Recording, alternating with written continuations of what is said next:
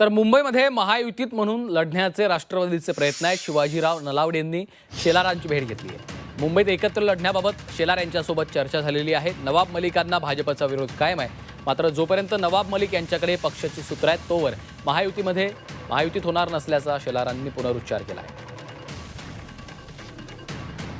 आम्ही सांगितलं आहे मुंबईमध्ये आम्ही त्याच्यासोबत लढणार नाही, म्हणजे आम्ही युती करणार नाही, ते आम्ही एकत्रित लढणार नाहीत. आम्ही मुंबईमध्ये शिंदेसाहेब आणि आम्ही एकत्रित आहोत. त्या ठिकाणी आम्ही दोघांची युती त्या ठिकाणी आहे. पण नवाब मलिकांमुळे आमच्या अध्यक्षांनी सांगितलं, तिथल्या स्थानिक मुंबईच्या आणि आमच्या सगळ्या नेत्यांनी सांगितलेलं आहे पक्ष नेतृत्वाने की आम्ही आणि राष्ट्रवादी काँग्रेस अजितदादा गट हे आम्ही सोबत लढणार नाही. ते वेगळे लढतील, मैत्रीपूर्ण लढत आमच्यामध्ये होईल.